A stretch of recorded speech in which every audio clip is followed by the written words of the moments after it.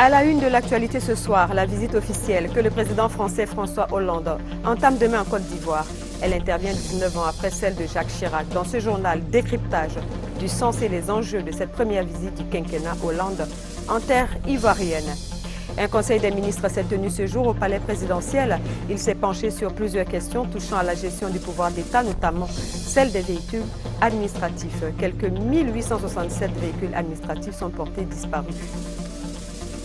Dominique Ouattara, aux côtés des victimes des pluies diluviennes dans les quartiers d'Atekoubé, Abobo et Cocody Riviera, 9 kilos. La première dame leur a fait un important don de vivres et de non-vivres. Les bénéficiaires disent être soulagés. Et puis à l'étranger, le gouvernement malien et les troupes armées du Nord Mali ont procédé hier à un échange de 86 prisonniers, signe de la bonne volonté à la veille de l'ouverture des négociations de paix à Alger. Voilà pour le sommaire. Bonsoir à tous et bienvenue dans la grande édition. À suivre également dans ce journal la tribune économique de la rédaction. Vous aurez droit à Eco Plus, comme tous les mercredis. Ce soir, on s'intéresse à l'eurobond. Lancé sur le marché financier international, ce sont 250 milliards de francs CFA qui sont attendus à terme et ils devraient permettre notamment d'apurer la dette intérieure. Vous aurez plus de détails dans Eco Plus et ce sera dans un peu plus d'un quart d'heure. Mais avant, l'actualité brûlante, c'est bien sûr la visite officielle du président français François Hollande à ce sujet. Ce communiqué, le ministre d'État, ministre des Affaires étrangères, porte à la connaissance des populations ivoiriennes qu'à l'invitation de son Excellence M. Alassane Ouattara, président de la République de Côte d'Ivoire, son Excellence M. François Hollande, président de la République française, effectuera une visite officielle en Côte d'Ivoire les 17 et 18 juillet 2014. Au cours de cette importante visite, durant laquelle le président de la République française sera accompagné d'officiels et d'hommes d'affaires, les deux chefs d'État évoqueront des sujets d'intérêt commun entre les deux pays qui entretiennent des relations séculaires et exemplaires. À plus d'un titre, cette visite sera également marquée par la tenue d'un forum économique franco-ivoirien, par des visites de chantier, par des audiences que le président de la République française accordera à des membres de la société civile et à des personnalités politiques ivoiriennes. Le séjour du président de la République française s'achèvera par un dîner officiel offert à son honneur par le président de la République. Par ailleurs, le président François Hollande sera fait citoyen d'honneur par le gouverneur du district d'Abidjan et recevra à cette occasion les clés de la ville. En conséquence, le protocole d'État invite, mesdames et messieurs, les présidents des institutions, les ministres d'État, les ministres et les autorités administratives, politiques et coutumières, ainsi que les populations du district d'Abidjan, à réserver un accueil chaleureux à l'illustre hôte durant son séjour. La fin de la mise en place pour l'accueil à l'aéroport international Félix Houphouët-Boigny le jeudi 17 juillet 2014 est fixée à 5h30. Je vous le disais, l'actualité brûlante, c'est bien sûr la visite officielle que le président français François Hollande entame demain en Côte d'Ivoire. Elle intervient 19 ans après celle de Jacques Chirac dans le pays. C'était en 1995 avec la chef du service politique et actualité internationale de la rédaction. Décryptage du sens et des enjeux de cette première visite du quinquennat Hollande en terre ivoirienne. Sylvie Touré. 26 juillet 2012, perron de l'Élysée, François Hollande et Alassane Ouattara se rencontrent pour la première fois en leur qualité de chef d'État. 17 juillet 2014, le président français rendra la courtoisie à son homologue ivoirien pour sa première visite officielle en Côte d'Ivoire. Un chef d'État français en visite officielle et de travail en Côte d'Ivoire, cela remonte à 19 ans. C'était exactement le 22 juillet 1995, Jacques Chirac effectuait une visite d'État de 3 jours à l'invitation du président Henri Konan Bédié. Et tout le symbolisme de la visite de François Hollande est là. La Côte d'Ivoire est véritablement fréquentable. En plus, la légitimité et la légalité de son président ne souffrent d'aucune réserve à l'international. Mais bien au-delà du symbole, c'est la France qui renouvelle son attachement à la Côte d'Ivoire ainsi que son engagement aux côtés de ce pays avec lequel elle entretient des relations intimes et privilégiées qui embrassent tous les secteurs allant de la diplomatie à la culture, en passant par l'économie, l'éducation, la santé, la sécurité et autres.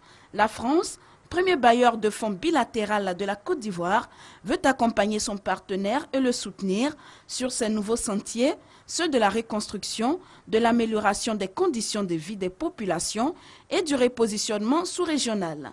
François Hollande débarque sur les bords de la lagune Ébrié avec 46 patrons français qui prendront part à un forum économique, mais à forte coloration écologique sur le thème de ville durable. Certainement des solutions en perspective sur la question des inondations qui ont endeuillé le pays et sur le défi majeur de l'assainissement.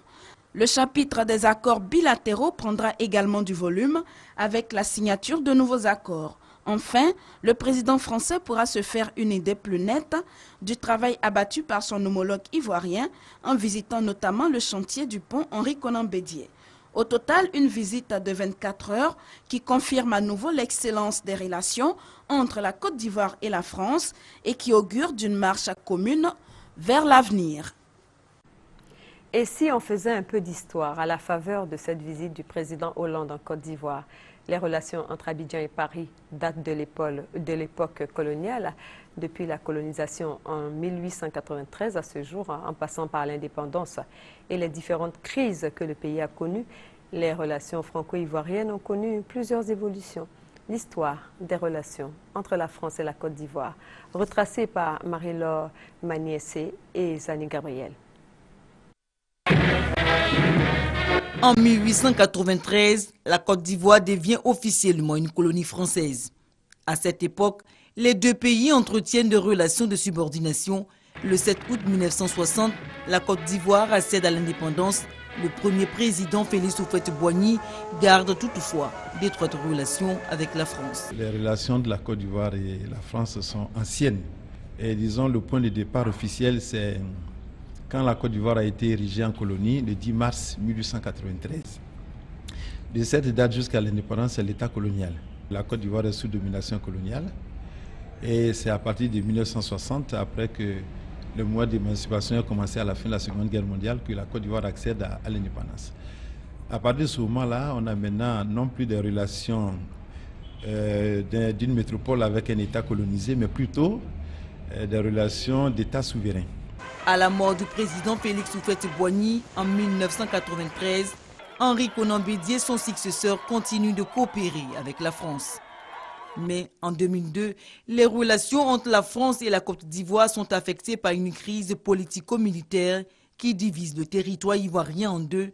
Ce refroidissement des relations dure jusqu'en avril 2011. L'avènement du président Gbagbo y est pour quelque chose. Le président Gbagbo n'était pas très introduit dans la façon dont les relations entre la Côte d'Ivoire et la France étaient organisées. Depuis l'avènement du président Alassane Ouattara à la tête de la Côte d'Ivoire, les relations entre les deux pays se sont améliorées. La Côte d'Ivoire reçoit la visite prochaine du président français François Hollande, une visite qui contribuera à réchauffer davantage la coopération franco-ivoirienne. Dans près de 10 heures, François Hollande, le président de la République française, foulera le sol ivoirien. Avant son arrivée, notre reporter Noël Niagno souligne les acquis de la coopération économique Côte d'Ivoire-France et les perspectives de l'économie ivoirienne à l'issue de cette rencontre de portée stratégique. Paris, nous sommes en 2012, précisément les 25, 26 et 27 janvier. Alassane Ouattara, président de la République, est en visite d'État en France. À cette occasion, il a longuement échangé avec le patronat français. Jeudi 17 juillet, François Hollande, le président français, sera sur les bords de la lagune Ébrié. Un autre moment pour revisiter les questions économiques. Avant, faisons le point en commençant par afficher les ambitions de la Côte d'Ivoire, devenir un pays émergent. Et les moyens sont légion. La Côte d'Ivoire est la deuxième économie de l'Afrique de l'Ouest. Le secteur minier dispose de potentialités estimées à plus de 3 milliards de tonnes de fer, 3 milliards de tonnes de nickel, 1 milliard 200 millions de tonnes de bauxite, 100 000 carats de diamants. Et la Côte d'Ivoire possède la plus grande superficie à fort potentiel de minéralisation aurifère en Afrique de l'Ouest. La Côte d'Ivoire a donc non seulement une agriculture et un secteur minier diversifié, mais aussi un secteur manufacturier et des services, y compris touristiques, avec de grands potentiels. Le pays jouit d'une main-d'œuvre bon marché et d'une des meilleures infrastructures portuaires du continent. La question, c'est comment transformer ce potentiel, le rendre palpable et faire le bonheur des populations de la Côte d'Ivoire, voire de la sous-région. Deux stratégies ont fait leur preuve. Le Forum investi en Côte d'Ivoire 2014 et la Simport, semaine industrielle du port de San Pedro. Avec la venue de François Hollande, ce sera un autre moment fort pour l'économie ivoirienne. La raison essentielle, la France est un partenaire privilégié de la Côte d'Ivoire en Afrique francophone. Près du quart des actions de l'Union européenne en Côte d'Ivoire est financée par la France. La France est le premier partenaire de fonds bilatéral, le premier fournisseur, le premier client, le premier investisseur avec près de 25% du capital social. Décembre 2012, la France se signale, cette fois à travers le C2D, contrat de désendettement développement pour la période 2012-2015 avec 409,5 milliards. En plus du C2D, un autre dispositif est mis en place, toujours par l'AFD, les garanties ARISE. Elle permet de partager les risques et faciliter l'accès au financement de petites et moyennes entreprises et des institutions de microfinance auprès d'institutions financières. Autre action à souligner, l'annonce de la France pour le financement du PND, Plan national de développement, à hauteur de 182 milliards d'ici à 2015. Sans oublier les appuis institutionnels. La cerise sur le gâteau, la place des entreprises françaises en Côte d'Ivoire. On en dénombre 800 pour 40 000 emplois directs. Avec une quarantaine de chefs d'entreprise partie prenante du voyage d'Abidjan, on peut s'attendre à de nouvelles perspectives pour l'économie ivoirienne.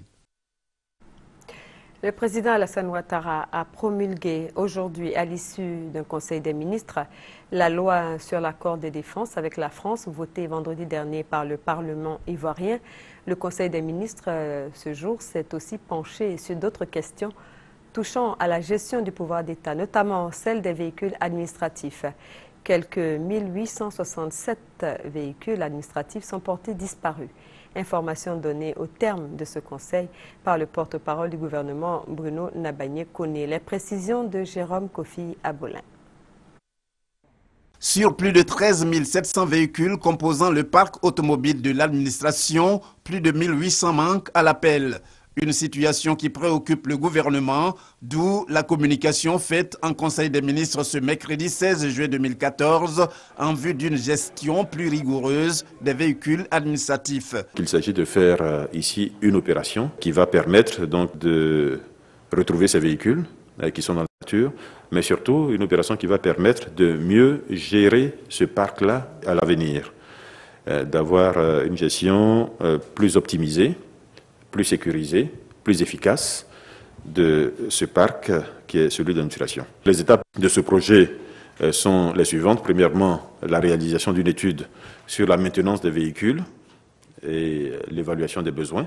Nous procéderons également à une nouvelle immatriculation des véhicules administratifs, et cela dans l'optique uniquement de retrouver les véhicules qui manquent à l'appel. L'objectif, c'est également de réduire les coûts d'acquisition et de rationaliser l'utilisation des véhicules administratifs. Il a été constaté, par exemple, des écarts très importants au niveau de l'acquisition de véhicules, jusqu'à 10 millions pour le même type de véhicule. Et puis, l'autre objectif, c'est d'élargir l'opération de sécurisation des véhicules administratifs. Il y a des moyens aujourd'hui modernes pour permettre cette sécurisation. En prenant donc cette mesure, le gouvernement entend œuvrer pour un changement de comportement de la part des utilisateurs des véhicules administratifs. Tout cela pour leur permettre de contribuer à la promotion de la bonne gouvernance. Le chef de l'État a invité hier l'opposition à prendre place à l'intérieur des wagons pour aller vers l'émergence. C'était après une rencontre avec son aîné, le président du Parti démocratique de Côte d'Ivoire, Aimé Henri Konan Bédié, avec qui il a convenu de continuer à travailler ensemble pour la paix dans le pays. Compte rendu, Jérôme Kofi Abolin. Quand il s'agit de leur traditionnelle rencontre périodique, le président de la République, Alassane Ouattara, et le président du PDCI RDA, Henri Konan Bédié, ne ratent pas la moindre occasion qui s'offre à eux. C'est bien dans ce registre que le chef de l'État a rendu visite dans la soirée ce mardi 15 juillet 2014 à son aîné à domicile dans la commune de Cocody.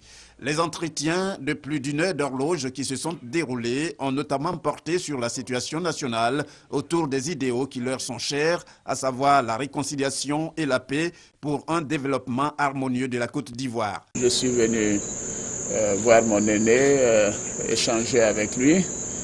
Nous avons fait un tour d'horizon concernant la situation du pays.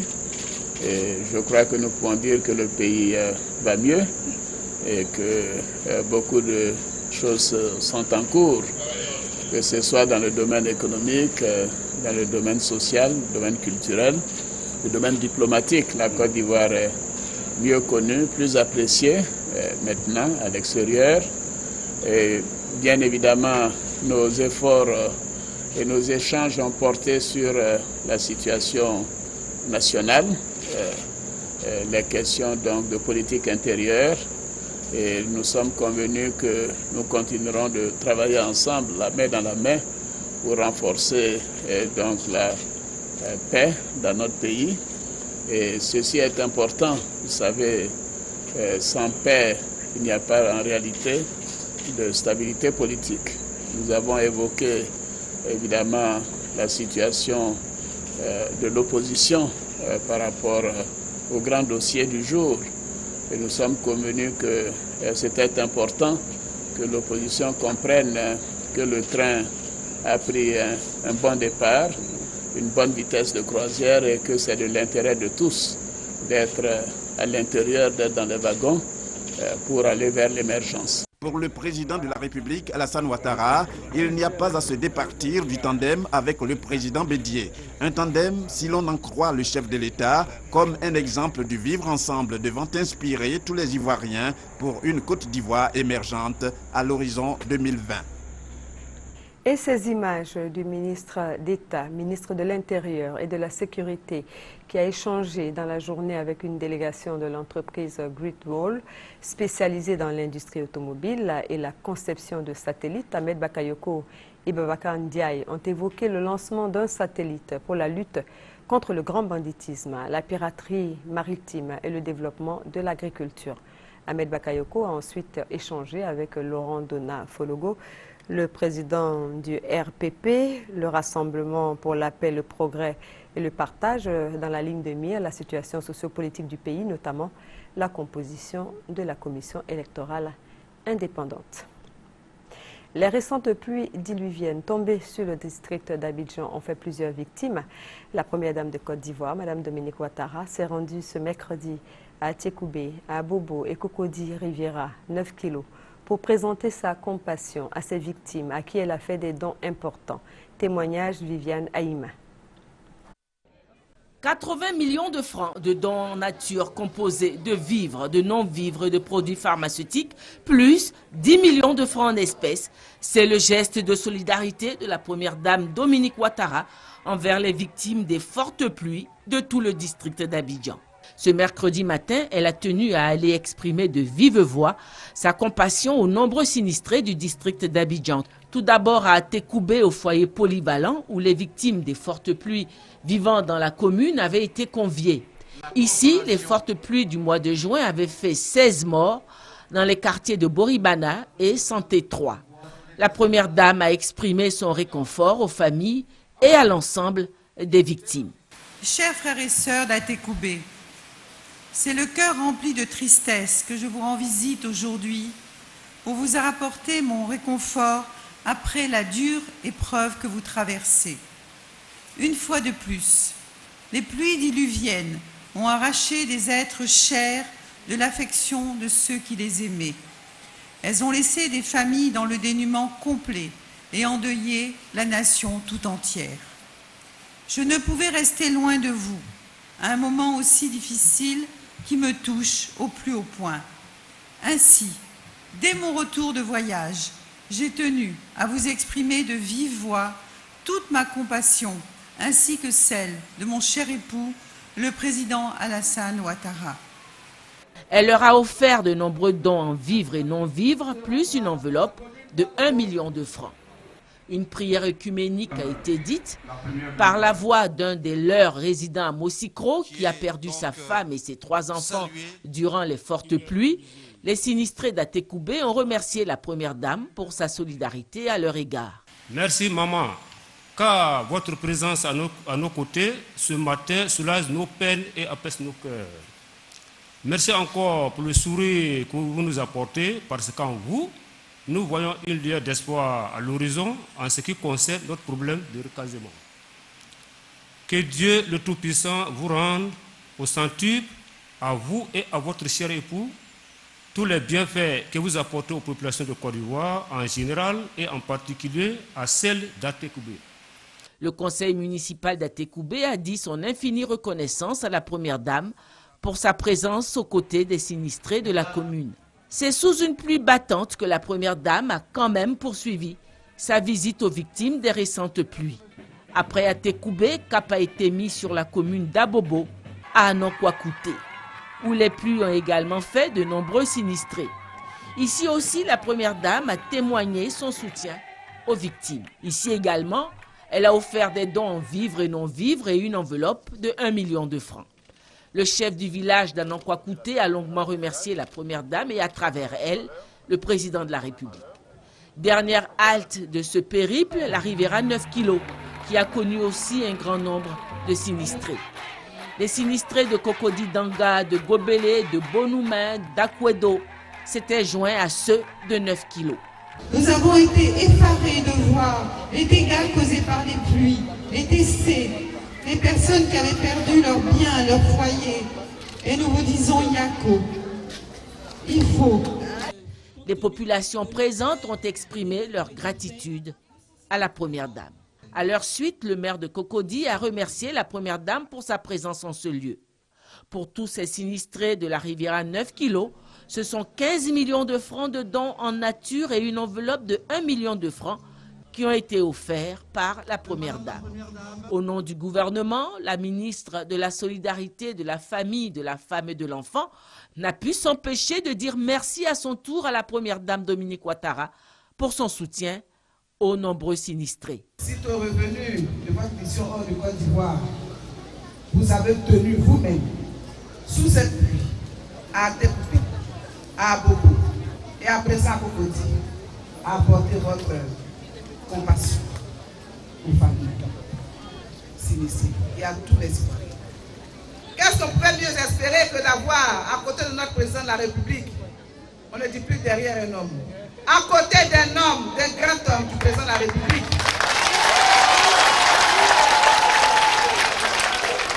On puisse avoir une grande dame, une maman, une vraie, qui a un cœur gros comme ça, très beau, qu'on ne peut même pas matérialiser et qui aime tous les Ivoiriens de la même manière. C'est par une généreuse acclamation que les victimes ont traduit leur reconnaissance à leur bienfaitrice. Ces fortes pluies qui se sont abattues sur le district d'Abidjan ont aussi fait les victimes dans le quartier Mosikro Santé 3 dans la commune d'Atekoubé. Pour éviter pareil drame à l'avenir, les autorités ont procédé depuis la semaine dernière au déguerpissement des habitants situés au flanc des collines et de nombreux habitants victimes de ces mesures connaissent une situation précaire. Une délégation composée du ministre du Pétrole, Adama Tounkara, et de Ouattara Lassine, chargé de mission à la présidence, leur a rendu visite. Objectif, partager la rupture du jeûne de Ramadan et s'enquérir de leurs préoccupations. Franck Wadio, reportage. Mosikro Santé 3, au loin des habitations détruites, elles étaient logées sur ou au flanc des collines. Celles-ci avaient été entraînées dès le début du mois de juin par de réguliers glissements de terrain causant la mort de plusieurs personnes. Ce site classé risqué, le gouvernement a procédé récemment à la destruction de plusieurs habitations situées à proximité de ces collines. Victimes directes et collatérales, plusieurs familles aujourd'hui sans logis qui en cette période de mois de Ramadan éprouvent quelques difficultés. C'est-à-dire qu'on devait faire ça au moins à 10 mètres de la colline. Mais finalement, ce qu'ils ont pris, ça vaut au moins 30 mètres de colline. Vraiment, pour nous, c'est trop. Une visite alors pour apporter soutien et réconfort à ces familles. Elle est initiée par Ouattara Lassine, chargé de mission à la présidence, appuyée par le ministre du Pétrole, Adama Tounkara. Il y a eu des morts ici et vraiment ça me fait mal au cœur. Donc je suis venu ici pour donner le soutien à mes frères musulmans et mes frères chrétiens. Les populations en ont profité pour faire un message à l'endroit de M. le Président de la République. Ils ont exprimé leur reconnaissance à M. le Président de la République et lui ont demandé aussi de voir les voies et moyens pour que le déménagement qui va s'opérer se fasse dans la douceur. Une requête qu'a promis soumettre la délégation aux autorités compétentes. Notons par ailleurs que cette action de Ouattara Lassina n'est que le point de départ d'une caravane qui sillonnera plusieurs quartiers défavorisés à Abidjan, mais aussi à l'intérieur du pays durant la période du Ramadan. Bienvenue à la tribune économique de la rédaction EcoPlus.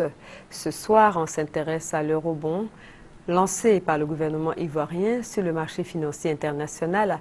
Ce sont 250 milliards de francs CFA qui sont attendus à terme et ils devraient permettre d'apurer la dette intérieure et au-delà attribuer une note à la Côte d'Ivoire. 2 mois après son lancement, comment se déroule l'opération? Tombée il y a quelques jours, la note souveraine de la Côte d'Ivoire est-elle effective? Les précisions dans ce sujet de Jean-Jacques Kwame Alla.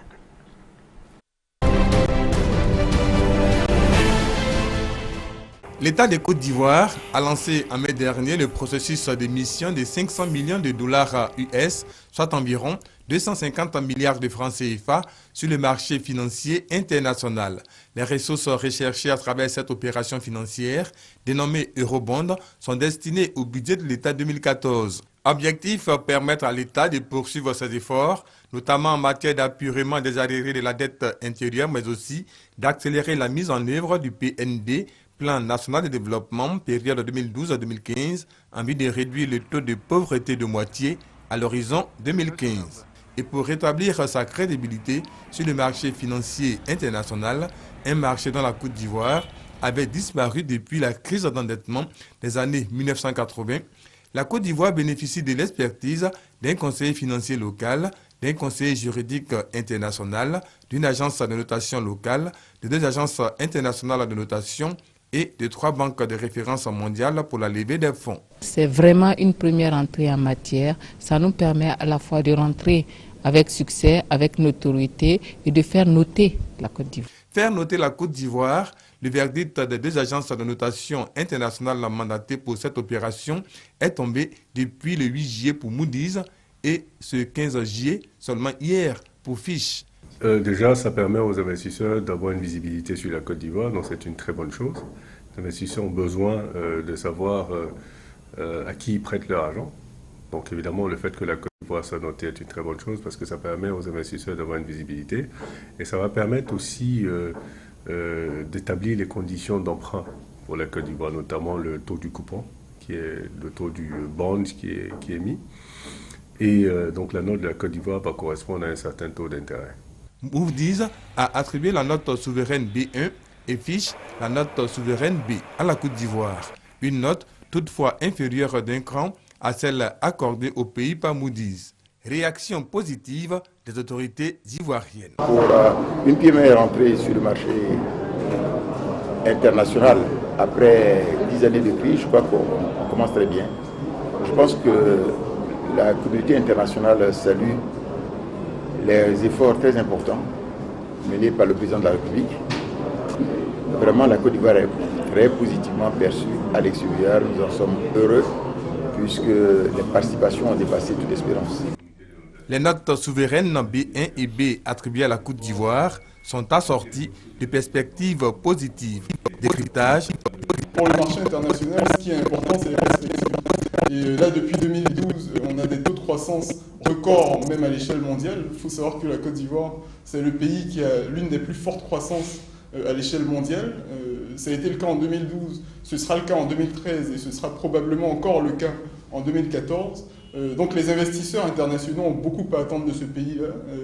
Et la note qui a été attribuée fait ressortir aussi, à travers ces perspectives-là, cet état de fait. À côté de ces points qui classent la Côte d'Ivoire au même niveau que certains pays, comme le Sénégal, le Ghana, l'Éthiopie et le Kenya, les 2 agences de notation internationales ont indiqué les secteurs dans lesquels la Côte d'Ivoire devra encore faire des efforts. Il faut que vous continuiez de faire les réformes structurelles, que vous continuiez d'accélérer le processus d'investissement du secteur public comme du secteur privé. C'est-à-dire que l'État continue de remettre à niveau les infrastructures, que l'État améliore l'environnement des affaires pour permettre au secteur privé d'être beaucoup plus fort et beaucoup plus contributif, que l'État aussi jugule le déficit budgétaire. Et l'autre élément, que l'État continue de négocier avec l'opposition pour qu'on ait une stabilité politique. Donc si ces éléments sont réunis, on devrait monter. D'une durée de 10 ans, les 250 milliards de francs CFA doivent être mobilisés avant fin juillet 2014. Mais en attendant cette date butoir, le Premier ministre Daniel Kablan-Duncan et une délégation sillonnent les capitales européennes et américaines. Ces missions visent à booster cet appel de fonds auprès des investisseurs internationaux. Voilà, c'est la fin de ce journal, mais retenez que l'événement demain, c'est la visite officielle que le président français François Hollande entame en Côte d'Ivoire à l'invitation du président Alassane Ouattara. En avant-goût, la direction des reportages institutionnels vous proposera une édition spéciale dans le programme de ce soir. Les différentes rencontres entre le président François Hollande et le président Alassane Ouattara. Le président Alassane Ouattara a été reçu 4 fois à l'Élysée par le président François Hollande. À l'étranger, le gouvernement malien et les groupes armés du nord du Mali ont procédé hier à un échange de 86 prisonniers, signe de bonne volonté à la veille de l'ouverture des négociations de paix à Alger. Une quarantaine d'hommes de l'armée régulière malienne sont rentrés par avion hier à Bamako. Ils avaient été faits prisonniers lors de la bataille de Kidal, fin mai dernier. Au même moment, le gouvernement malien a procédé à la libération d'une quarantaine de Touaregs faits prisonniers lors de patrouilles dans le nord du Mali. Bonne suite de programme donc et à très bientôt.